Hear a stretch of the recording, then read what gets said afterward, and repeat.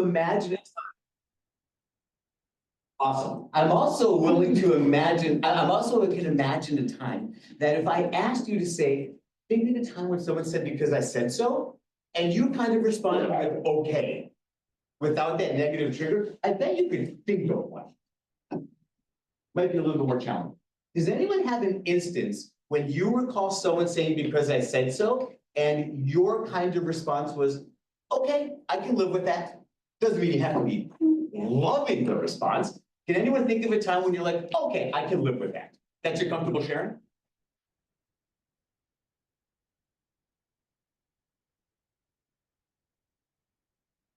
It's been a long time since you've heard it. Yeah. Okay. Yeah. So sometimes when a parent says something, She still says that. yeah. So, and not every child and parent has a great relationship or a healthy relationship, but I would imagine that if a parent says, because I said so, and you say, okay, because you said it, I'm willing to do it, there's probably some health in that relationship. Doesn't mean it has to be perfect by any means, right? So sometimes if it's someone you trust and you know cares about you, might say, because I've said so, all right, we might not love it, but we might not necessarily rebel. Right? So we have this complicated relationship with authority because I'm telling you to do so. I think it's no different in Judaism. And by the way, I don't think that means saying, because I said so, is good or bad, right or wrong, or better or worse. Right? There might be times where it's important. Right? A child, the gate is a little bit worn down, and the child runs out of the playground and starts running across the parking lot, and you see a car coming, right? And you say, stop and come back. Why? Well, I'm really glad you asked, because as a 2.5-year-old, you're not necessarily aware of traffic patterns. You're in a parking lot, and given your relative diminutive size, somebody might not see you, and there could be the potential for danger. I love you and care about your safety and well-being, and I don't want to get sued. So I'm going to ask you at this point, please, to return to this side of the playground. Swear to God. It might not be the best time if you engage with why. I tried to give him the explanation. Just get back here now, because I said so, right? So it's not, well, because I said so isn't always bad or wrong. But we do have a complicated relationship with because I said so. I think in the contemporary world, certainly more than a generation ago, and certainly more than 2 generations ago, because I said so becomes much less prevalent. We don't use that as often, right? I think our parents heard it and used it a lot more, and our parents' parents heard it and used it a lot more. A boss tells you what to do, you just do it, right? Oftentimes, if a boss asks me to say something like, how come? I don't think I'm trying to be rude, right? I'm curious. Right? That's partly why I started my own organization, right? So I don't have to have though I do have a board of directors, which technically can hire and fire me, right? It's a nonprofit organization, right? But I think we're moving a little bit out of the just do it and a little bit more into help me understand, right? And I think not often with the rebelliousness. Why? Rather, help me understand. I'd like to know what I'm doing, what impact I'm having. Maybe if I understand what you're looking for, I might be able to do it in a more efficient way or a better way, right? Maybe I can help frame things or reframe things. So I think oftentimes we're much more attuned now to why, how come? And I think we have a little bit more graciousness, in particular if a kid asks, as opposed to thinking they're automatically being defiant, to sometimes they're being curious. So, it's a little harder to see. That's okay, we'll do it this way. Just think for a moment. If someone says to you, because I said so, right? Or if I don't know your relationship with God, right? If you believe in God, think about the God in which you believe. If you do not believe in any of the classical gods, and there's some way that your faith practice or your divine being might be in relationship with you, or if you don't really think of there being an authoritarian or really any kind of God, then I'll ask you just to suspend your disbelief for a moment, right? But imagine that some kind of divine figure or power says, because I said so, right? And there are times in Judaism when a Jew has said, okay, And when a Jew has said, how come? And I'll give you a couple examples in a moment. What do you think your reaction would be? And is that the same reaction that you want to have? Let's just take a couple moments to think about that, and then if you have any quick reflections, right? We're not quite gonna have time to go around, and I don't think I want to get to, but just think for yourself. When God told Noah to build an ark, because God said God's going to flood and destroy the world, Noah's response was, okay. We could probably make an argument or debate if that was the good, bad, better, or worse response. Noah says, okay, builds an ark. He, his family, and between 2 and 7 of every animal are saved. Thank you, Noah. Humanity and animals would not exist if it were not for you saying, okay. When God said to Abraham, I'm going to destroy the cities of Sodom and Gomorrah because they're bad, Abraham said, what about if there are good people in it? Abraham doesn't say, okay. Abraham pushes back. Right? So we already have different responses within Judaism about how we can look at that.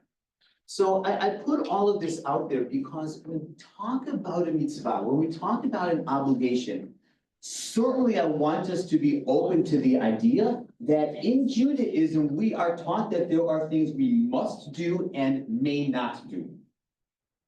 We can also frame it as almost guidelines. This is the path that God has laid out for us. I use this comparison a lot. Do people remember the movie Pirates of the Caribbean? Mm-hmm. So early on in the movie, and I don't think I'm going to give any spoilers if you haven't seen it, I happen to recommend the movie. Early on in the movie, Elizabeth kind of is being taken by the pirates, and and then she basically said parlay. Right, so she basically invokes this pirate code word where she gets to go see the captain of the ship, and then the pirates are saying, look, she invoked parlay. There are rules when it comes to parlay. Right, so she gets on the ship, she makes a negotiation, then all of a sudden, afterwards she realized that she kind of got outsmarted by Captain Barbosa, and then he basically says, look, I don't have to return you to land because that wasn't part of our negotiation, and parlay and blank, blank, blank. And then he said parlay only applies to pilots and you're not a pirate. Then later on in the movie, she basically, Captain Barbosa seems to violate the pirate's code. And then he says, well, she says, what about the pirate's code? He says, well, they're more like guidelines anyway, right? That's not an un-Jewish approach, right? There is a Jewish approach that the mitzvot are not only the must and must not, and are really, this is how you should act. Right? In fact, Jewish law, does anyone know what Jewish law is, the Hebrew word for Jewish law? Halacha. I don't know if people have heard that before. For the Hebrew linguists in the room or on Zoom, you'll know that halacha comes from the same root as lalechet, which means to walk. Right? Which means halacha literally means path. Is this a prescribed path? A defined path, an absolute path? Is this a recommended path? Is this a charge for us to forge our path aligned with Jewish teachings and values? And that's probably a conversation a little separate from here. I think these are all real questions in Judaism. And if you may have heard the quote, if you have 2 Jews, you have 3 opinions. You're not going to get a singular answer to whether or not this is an absolute predetermined required path. Some will say yes, Zeitgesund, that's Yiddish for go, walk in the path. Some will say this is a recommendation, and we can use our own wisdom combined with our Jewish wisdom to figure out the best path for us in our community. So I think it's a real question of what's our relationship with halacha, with Jewish law. Does mitzvah mean that firm obligation that because I said so?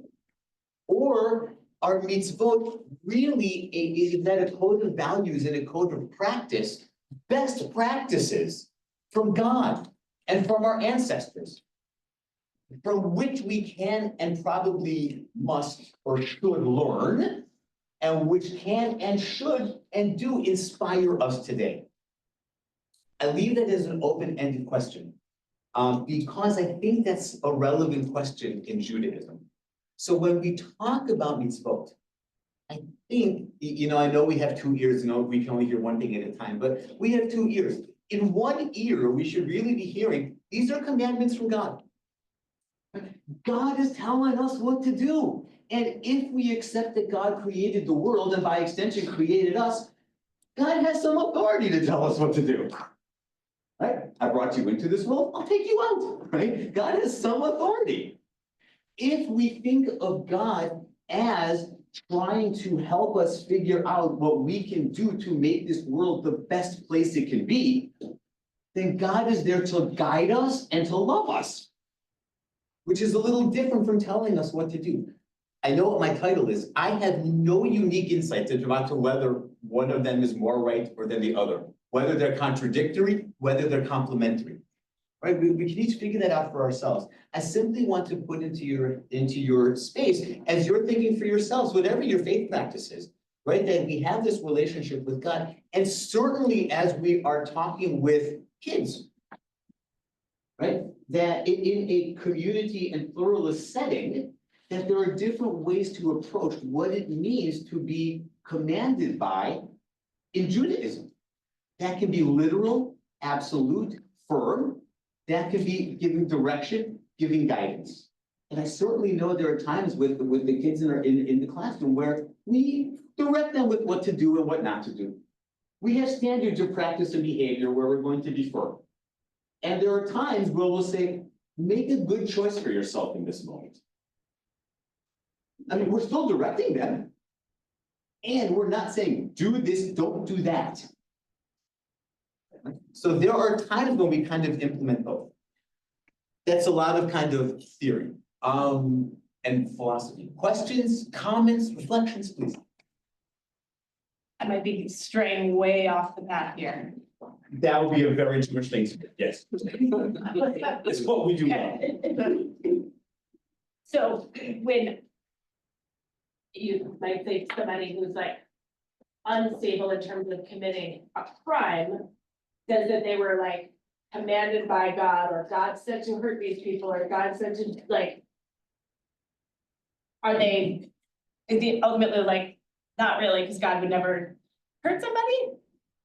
Along the lines of like a 2-year-old saying, well, God told me to hit him. I mean, at what point, like, well, God actually wouldn't tell you that, so that's not true. That's a great question.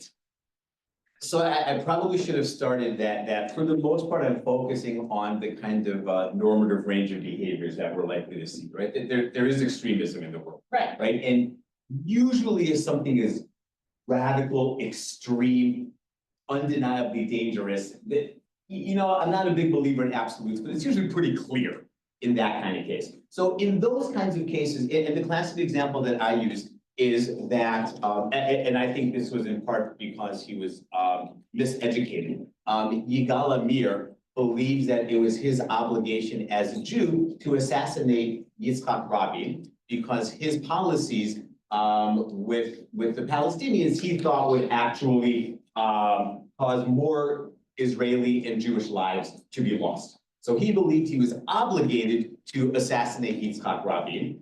I don't know if I'm allowed to give political opinions here. No? Okay. I don't think that's quite how, this was a Jewish law, but I'm not quite sure that Jewish law would suggest that you should assassinate. That's okay to say? Okay. I don't think Jewish law would suggest that assassination is okay, right?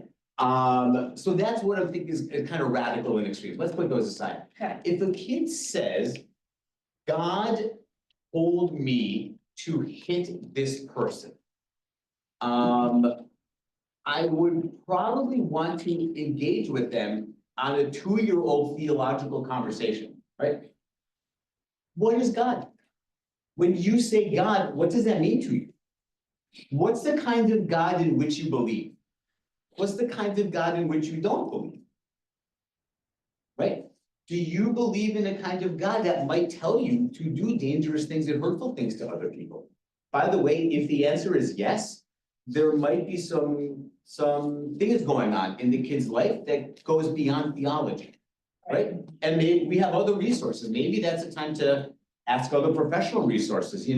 This is a kid who thinks that God is commanding them to do hurtful, harmful things, right? That might go beyond a rabbinic scope, Okay. right? Or maybe this is a kid who hears a story from the Torah, which, by the way, are often violent, right? And is mimicking that, right? In which case we can have a conversation about that. So I think these are all fair questions. I have not encountered a lot of kids who do something like hitting someone else in the name of God, right? I hear adults who do pretty cruel things in the name of God quite a lot. Yeah. I don't often hear that in kids. If that is happening, I mean, this might not be the time to talk about, but I'd actually really love to know, because that's beyond things that I've really heard, and that would be, from a theological perspective, fascinating, and from a human perspective, concerning, right? But I'd love to hear about that. So I don't hear about that as much. A common question I hear is like, well, if God is supposed to be nice, why does God do mean things? And if we're supposed to be like God, then again, a 2-year-old usually won't make that logical deduction. But without the logic behind it, God does mean things, so I can do mean things, right? Kids often mimic what they observe. Right, so I think it could come up in that context. Okay. Oh, great, thank you. Aren't there stages of development in views of authority, stages of development in spirituality? Oh, absolutely, Mary, thank you. So, you know, I think in terms of authority, you know, usually the earlier the stage, I think the more authoritarian the relationship. Right? And we can think of this in a couple of contexts.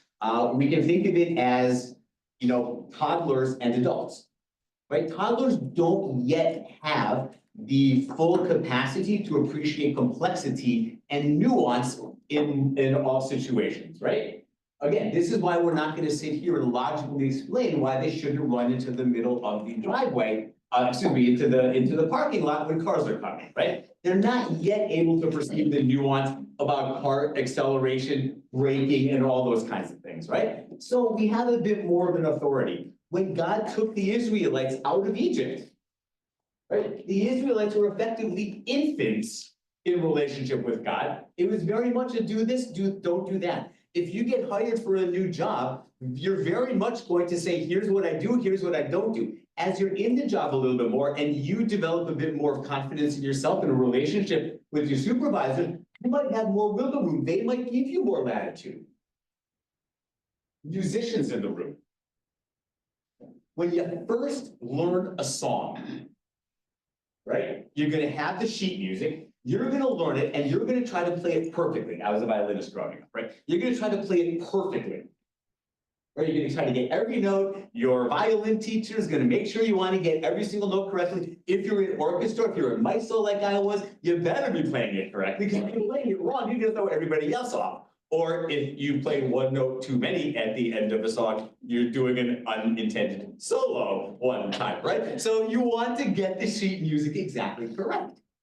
Once you develop a real competence, comfort with, and even mastery of that particular music, maybe you'll do some flourishes or embellishments. Or maybe you're going to make your own kind of variation of the piece at some point. So even in kind of like the music world and art world, we're going to step away in some ways from these stages of development and authority of do it this way, do it that way. Sports are the same thing. Here's how you shoot a basketball. Once you become competent and accomplished and master that, you might have your own different techniques you can use. I think it's the same thing with spirituality. The words that I use for development in spirituality are mythologization, and I don't mean mythology in a bad way. I don't mean to suggest that God is only a myth, but there's mythologization, where we're taught the stories about God. Then there's that demythologization, right? Where, hold on, the world in which I live, my observed world, doesn't seem to completely align with what I was taught about God. And then I think the part that I think we as rabbis often fail to do as well as we could or should is remythologization, right? Which is now that you are starting to develop a personal relationship with God, which is a little distinct from the stories you were always taught, and maybe there's some tension points, how do you now have a positive relationship with God now that you are continuing to grow and grow. I think we tend to do really well with mythologization and demythologization. I don't know that we tend to do really well with the third part. And yeah, I think these would also be the similar stages of spirituality. So and in this case, I think that authority and spirituality are often kind of companions, right? I'm in relationship with someone in authority. That might be a teacher, might be a parent, might be God, might be spiritual. How do I do this? Tell me how to do this. I want to make sure I can do this well and do this properly and honor you. Okay, I'm starting to get good at this now. Maybe I'm going to push some boundaries to try some things my way that's working, not working. Now I finally feel like I can really own my part in this relationship. Thank you, Mary. I don't know if I hit on what you were saying or not, and if not, please feel free to pop something back into the chat. Are there other questions, comments, reflections so far? Okay, so one other final framing, by the way, and this is one of those things where you can take it or leave it as you would. A friend of mine, Avi Gunther. After college, I moved to Boston. And I lived in Boston for 2 years. And among other things, I taught 6th grade religious school. And the director of the school, Valerie, came up and said, just a heads up, you're going to have this kid named Avi in your 6th grade class. Avi, in the middle of 4th grade, was kicked out of religious school for the year and told not to come back in fifth grade. We're going to try again, having him back in religious school. If anyone has ever read Calvin and Hobbes, or kind of Dennis the Menace, like Calvin is Avi. Avi is, they both have blonde hair. They're both short, they're both precocious, they're both brilliant, and anytime it comes to authority or rules, I mean, this person would be as rule bending and challenging as possible. I mean, Avi's the kid in the class who would tip back on his chair no matter what. We had ceilings like this. When he's bored in class, he would take his pencil and try to flick it and try to get it caught in the ceiling. Right? He was very good at it. Of course, the pencil would eventually fall out and then, land on somebody else. Like, this is Avi. It really took us until around Thanksgiving for him and me to kind of figure out how to get together. Like, when I say, hey, Avi, why don't you go take a walk for like 3 minutes or 3 hours, right? Or those kinds of things. So like, when to really push back with Avi and when to just kind of say, you know what, the pick your battles kind of thing. So this is Avi in 6th grade. We stayed in touch. I became his camp counselor later on. When my my then wife and I moved back to Milwaukee, we had 2 cars. Avi was an adult then. I drove one of my cars from New York. Avi drove the other. Right? We've remained friends. My kids have gotten to know him. And among other, like he's a wonderful, wonderful gem of a human being. I give all of that because you can see how, of all people, it's going to be Avi who kind of came to this. He tries to eliminate have to from his lexicon, from his vocabulary. He said, imagine if every time we replace have to with get to. I have to get up early and drive my kids to school today. Right? That was me. Right? Imagine if I reframed that. I get to get up early and drive my kids to school today. My son's in junior high school, my daughter's in 8th grade. For whatever reason, they still actually like talking with me. Who knows what's going to happen tomorrow? And there's a universe in which relatively soon they're out of the house and I don't have to set an alarm. In which case, I'm sure I'd rather set an alarm once in a while. Right? I have to do the laundry. I get to do the laundry. Like, what a privilege that I have now that I can open up my drawer and have choice of clothes to wear. There are a lot of people in the world who don't have that option, right? And I lived in New York for a number of years where I'd have to take the laundry, go down the street, go to the laundromat, sit there, go back, do all that kind of thing. Like, I have a washer and dryer in my house, so I get to do the laundry. This is something I get to provide, not just for myself and my partner, but also my kids. I get to give them some clean clothes, right? You have to follow Shabbat and the laws of Shabbat. You have to follow the laws of Kashrut. I get to follow the laws of Kashrut. I get to be in relationship with God, to think about the animals in the world, and I get to follow these laws. And maybe that means I eat this and don't eat this, or maybe that means before I eat, I recite a specific formula and blessing, or maybe it means before I eat, I am mindful of the fact that I am eating something that was living, or that I choose not to eat things that were living. That I'm thankful of all of the myriad people, the ones that I can see, and also all the ones I've never met and probably never will meet, who helped get this food to my table. I have to follow the laws of customers. I get to do these, which, by the way, doesn't make us more or less obligated. But what an idea that I get to do these things. I'm in a position right now where I get to do these things, right? You have to be quiet and listen to other people. You get to create space for your classmates to share right now. Something I would say to my 8th graders, not to the 2-year-olds, right? But these are all things that we get to do. So I quote Avi just about all the time. Now I'd love to turn to the text. So some of us have it in front of us, and I think you might have had it emailed, and thank you, Nicole, I think you're gonna pop it up. This is from Pirkei Avot. Pirkei Avot really are kind of like the wisdom of our ancestors, sometimes considered ethics. I consider Pirkei Avot really to be aphorisms, right? For the most part, these powerful guiding notions and principles by which to live. Pirkei Avot is 6 chapters long. It's found in the Mishnah. So this is from chapter 2, Mishnah 4. This would be the next slide. There we go. All right, then, as I said, be quick in performing a minor commandment, as in the case of a major one. Not that this is unimportant. We're going to put this aside for the moment because this isn't the crux of what we're going to talk about. And flee from transgression, like run away from committing sins. It's the next couple of phrases that I really want us to focus a little bit on. For one commandment leads to another commandment, and one transgression, one sin, leads to another sin. I remember when I was a kid, I think it was NBC, like during the morning cartoons, they had like this one to grow on commercials. Maybe it was ABC. They had like these one to grow on commercials where they would have like these commercials during all like the Saturday morning cartoons. And the commercials would try to give these kinds of like lessons.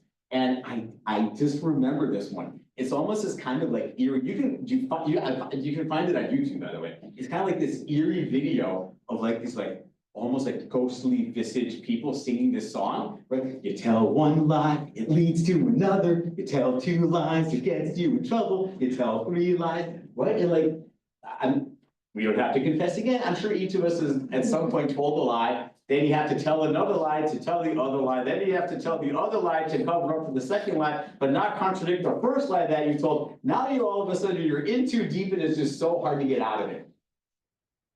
And that comes to anything. You don't pay a bill, now the bill stacks up, and now all of a sudden the bill that was a little bit out of your economic world right now, just because of life circumstances, now you have a bigger bill, now you have interest, now you have this coming up, now you have this coming up, and all of a sudden it just snowballs.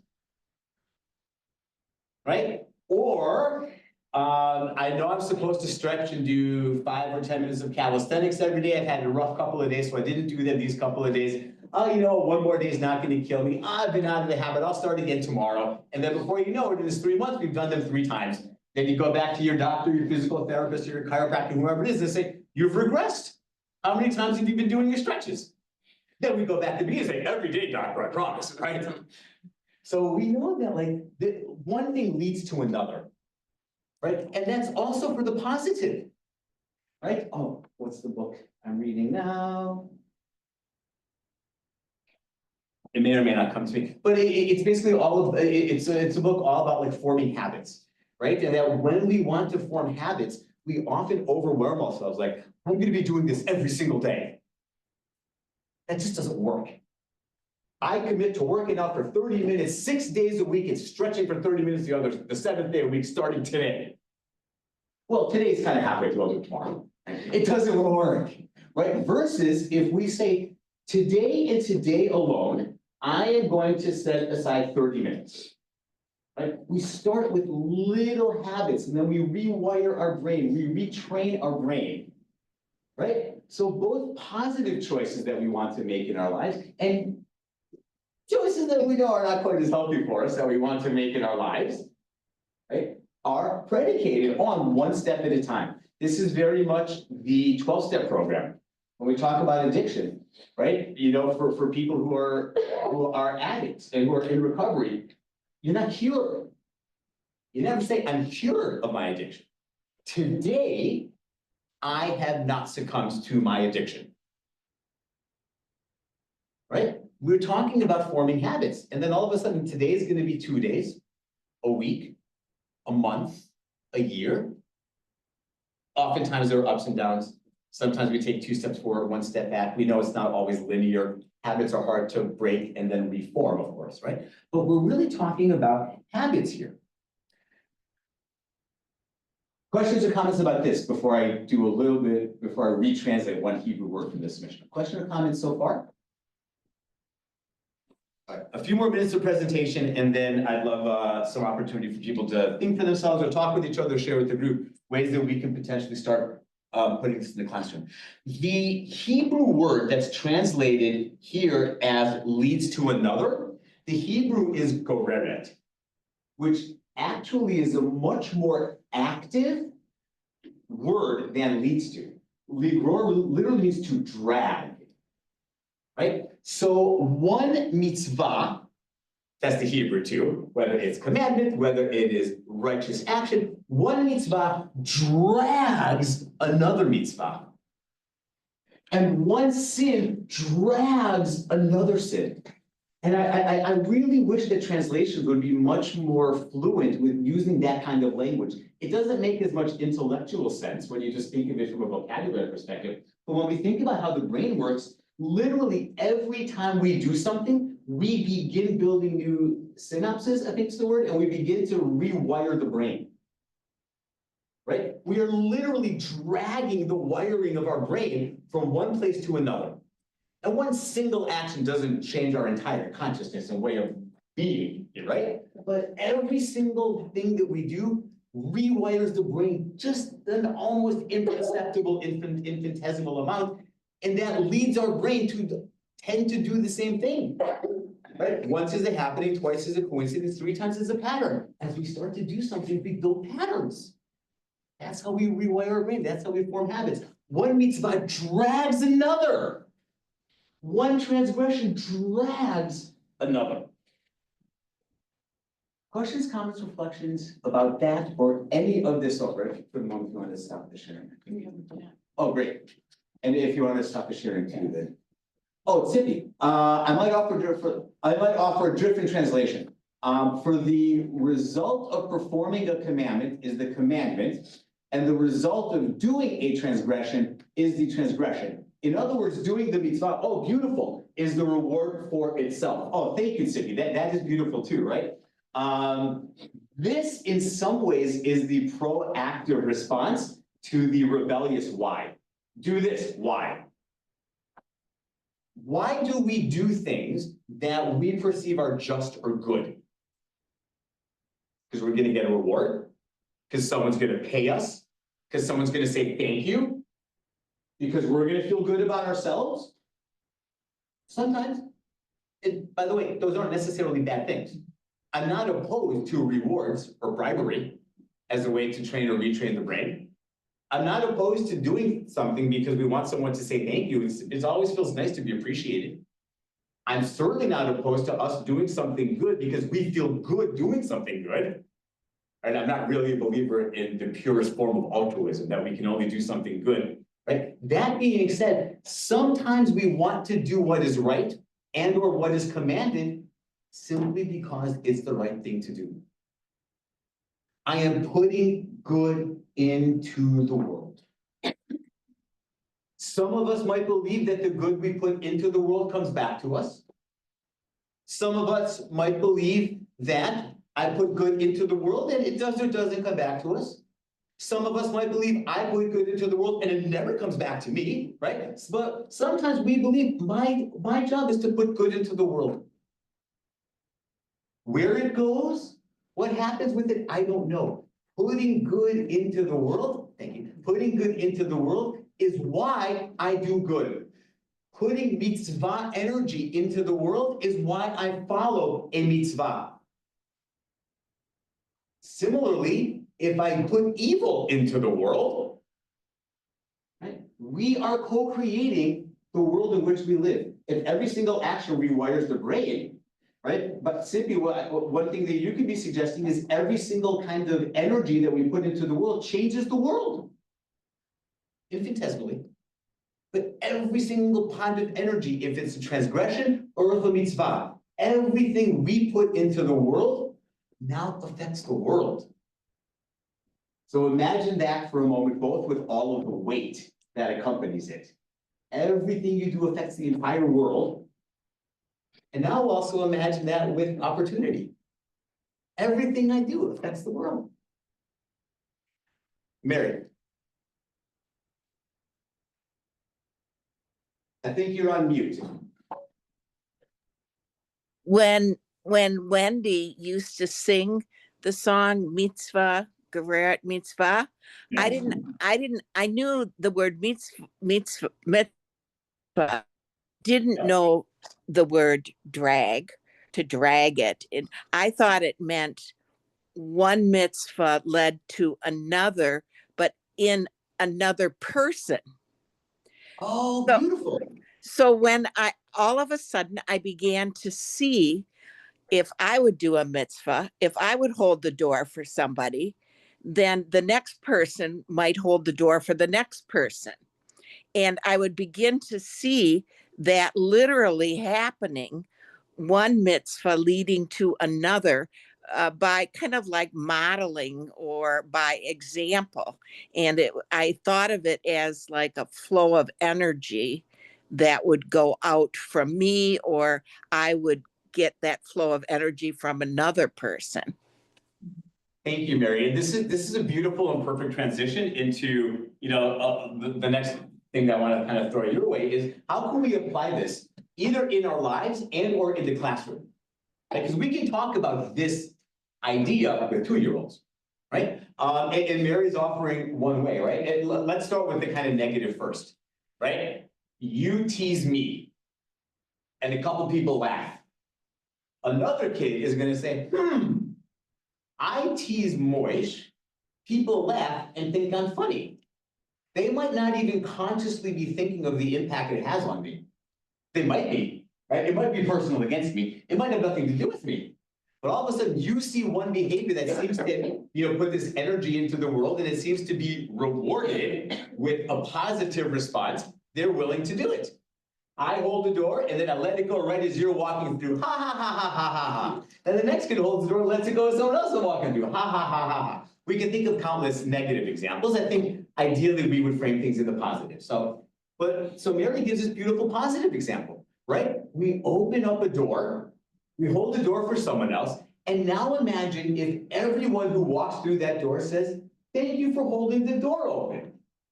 That's the unspoken part.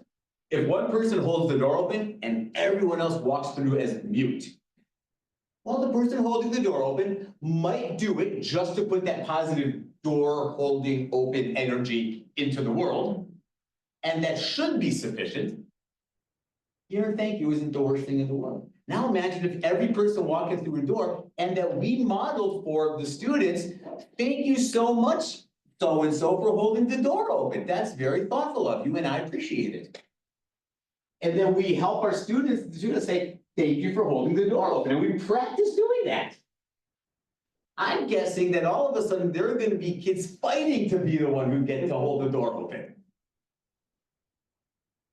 Right? So we can put all of these things into practice. So in a moment, I'm going to read Rhonda's comment. I haven't had a chance to look at it yet. While I'm doing that and while you do that, I'd love to hear if you, with your brilliant, creative, school expertise, if you have other things that are jumping to mind for how you can begin to implement this principle in class. And I have one other tangible idea, and then if we have a couple of minutes, we'll sing the song that Mary also referenced. That's on the back of the sheets, or the next slide. So take a couple moments and think if you have ideas how you can implement this in class. I have one of the possibilities. I'm going to take a quick peek also at Ron's comment.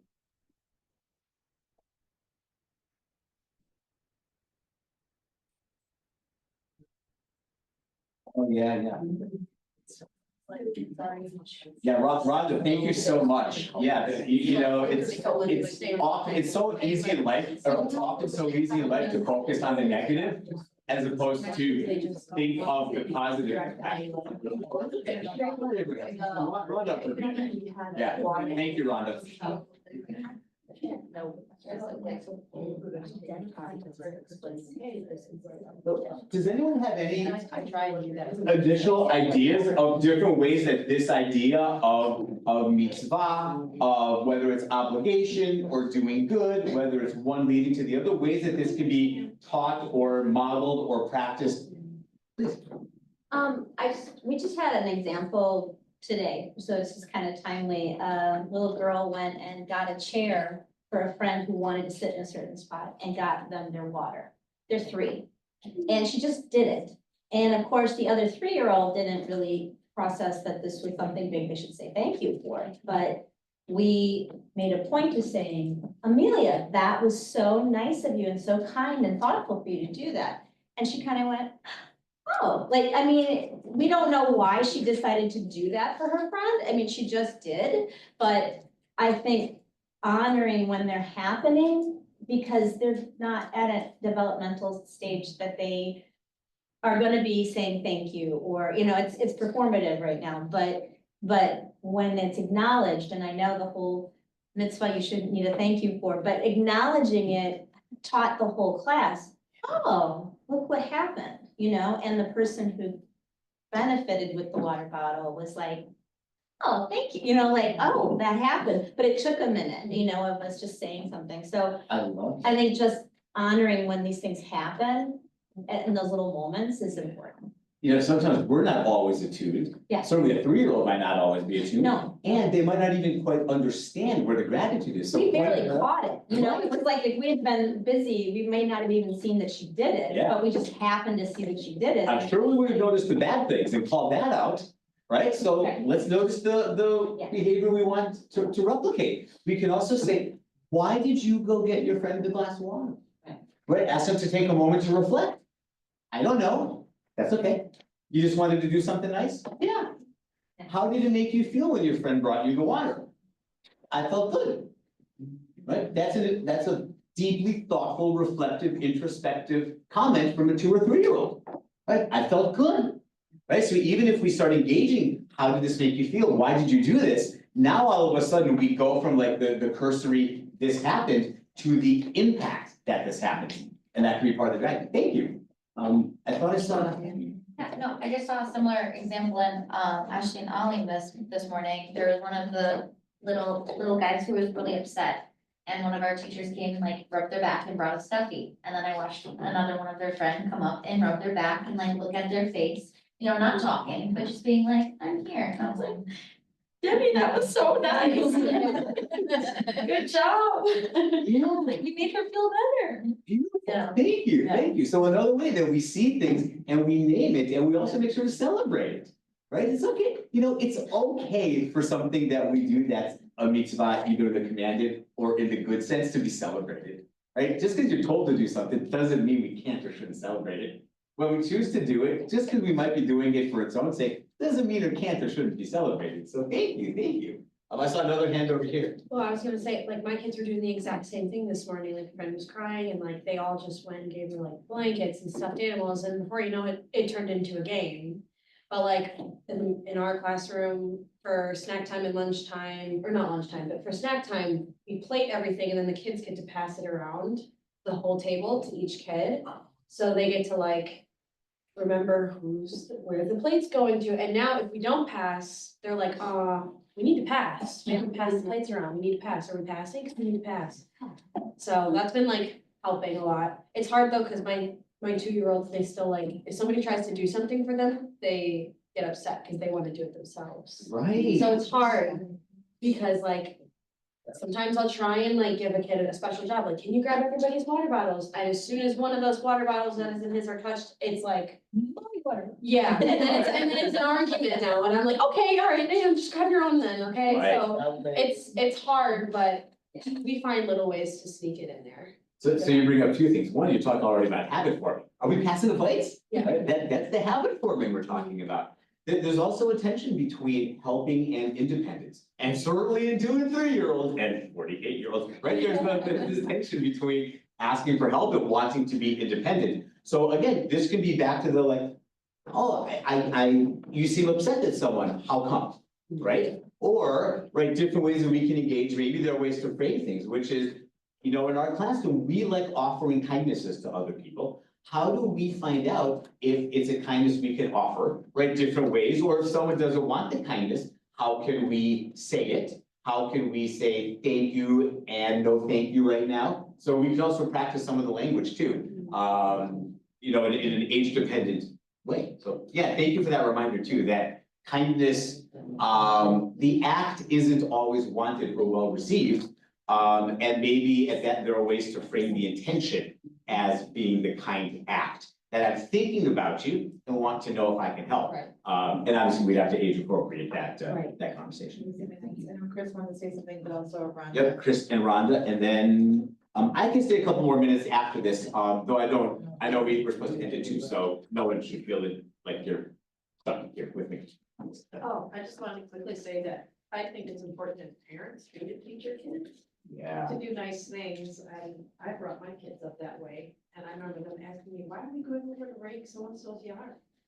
You know, because it's a nice thing to do and helping other people, we do the same thing in the winter with shoveling, Mm-hmm, you know, especially if we knew somebody didn't have a snow blower, or yeah, they were going through a rough time, you know. Yeah. Mow their lawn the whole summer, they had surgery, and just to do it. yeah, And my kids to this day, they volunteer. My son still goes to the Jewish home and he helps out and volunteers. It's beautiful. Yeah. Like, I think we often forget that not just as teachers and not just as school administrators or as parents or as, like every single one of us, especially in a social media world, we live in a constant fishbowl. When each of us is in a fishbowl, there's almost nothing that we're gonna do that isn't visible to probably far more many people than we want it visible to. And then, right, Rhonda, my middle school used to ask teachers to write high flyers for acts of goodness. Some teachers felt it was a poor lesson to reward students for gracious behavior. My team wrote 10 high flyers each Tuesday. Some students received them for being a consistent model of good. It's super important to remind kids that simple acts of kindness are vital and should be recognized. As teachers writing them, we always left those meetings feeling positive. So thank you, good begets good, right? That would be a great translation of this. And again, there is tremendous value, and Judaism teaches also the value often of, let's say, donating anonymously. Right, we shouldn't do it for praise. And there are times, especially with kids, where simply naming, hey, I saw you hold the door open, that struck me as very thoughtful. We don't have to say, you're the greatest person in the history of the universe, everyone should be like Nicole for holding the door open, right? Hey, Nicole, I saw you holding the door open, I thought that was very thoughtful. And if somebody else hears, that's fine, and if it's just Nicole, even just giving space to simply name the things we observe, I think that gets well received. If people have other questions, comments, or questions, I'm happy to stick around for a little bit. If people were done a half an hour ago, we're just being polite, thank you very much. And it was wonderful to be here with all of you. And if you have follow-up questions, please feel free to reach out and I will happily get back in touch with you. Thank you. Oh, yeah. Well, if anybody wants to sing, you're also welcome to sing. And again, you're welcome to leave. Mitzvah, go ahead, mitzvah. Mitzvah, go ahead, mitzvah. Go ahead, mitzvah. Yo, Zeto. Zeto. Yo, tzadik, Zet. Mitzvah, go ahead, mitzvah.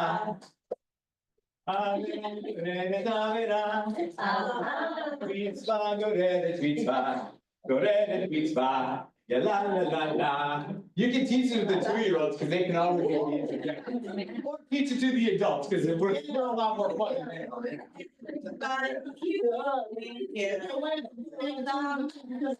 Yeah. You're welcome. I love you.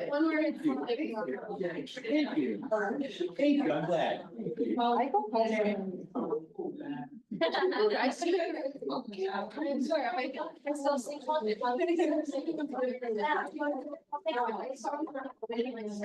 I never know what you wear. I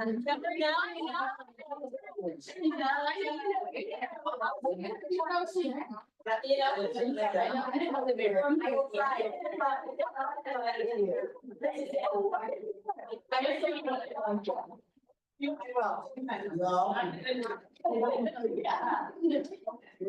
am I having to learn this?